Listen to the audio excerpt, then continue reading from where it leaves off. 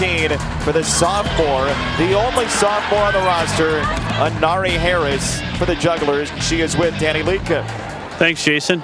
Well, let's talk about that second half. Your leader on the bench in foul trouble. You made that first three.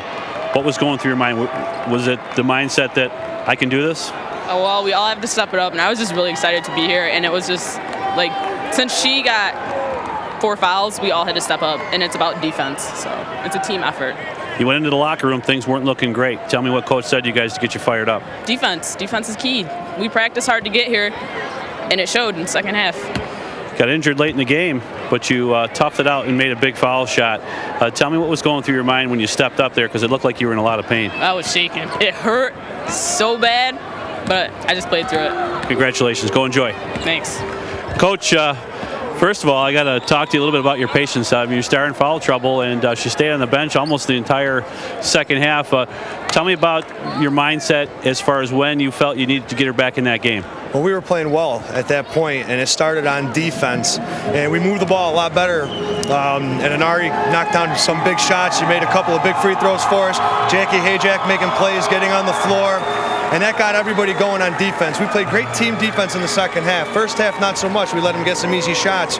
I knew I was going to go back to Emily, and the time was right. You know, we kept our composure when they knocked that 3 down to tie the game to go into overtime, and I knew Emily was going to be ready to play because she doesn't like to sit on the bench. But when she was ready to get out there, she knocked down a big shot to start it off, and we just went from there. Well, the time was right because she came back and really took over the game when you needed her to.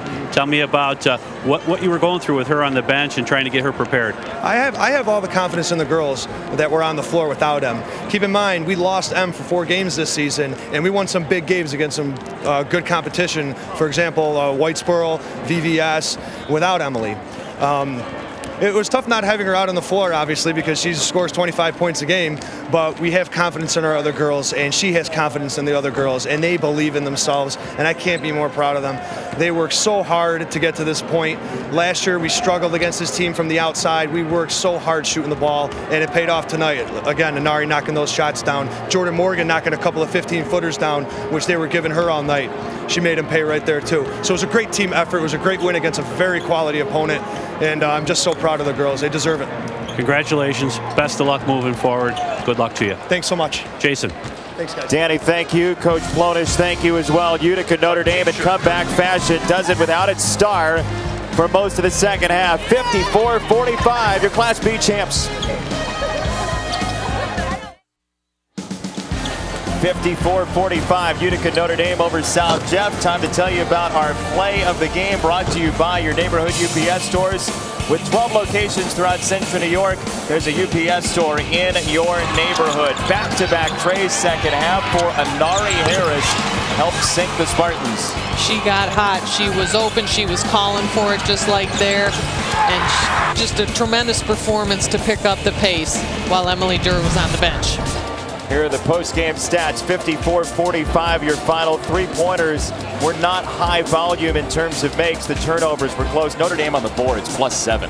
Yeah, and look at the points in the paint, 26-18 for Notre Dame. And the one I'm going to pay most attention to, offensive rebounds. They were huge for Notre Dame.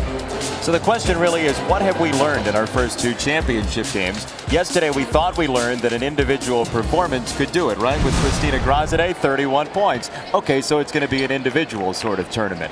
And then Emily Durr is off the court, and her team wins it. I know. They were so great. They played together as a team. They gelled. They ran that weave. They created opportunities and gaps in the paint, open shots from the 3. It was just like they had this new sense of freedom, and they were going to do it for Emily and do it for their team, and just had a tremendous upset over South Jeff. We got 2 more games. You ready? I am. Let's go. 54-45, your final score in game 1. Time Warner Cable Sports Channel's coverage of the Section 3 High School Basketball Championships are sponsored by Geico. 15 minutes could save you 15% on car insurance. Visit geico.com or call 1-800-947-AUTO. By Nice and Easy Grocery Shops. And by Drivers Village. Visit driversvillage.com today. It took an extra 4 minutes in game number 1. The Class B title game goes the way of the Jugglers, 54-45. Emily Durr, the star on the bench for almost 8 minutes in the second half. But Notre Dame outlasts South Jeff and hangs the first loss on the Spartans this season in the Class B championship. Coming up next, we will hear from Class C. It'll be Weedsport taking on Cooperstown. Then the AA title game follows that as CNS takes on Corcoran. Just about 10 minutes away from Weedsport and Cooperstown. Thanks for joining us for Game 1. For our entire crew, for Danny Lika, for Lorraine Shunk, Jason Benetti saying ta-ta for now. Notre Dame wins 54-45 on Time Warner Cable Sports Channel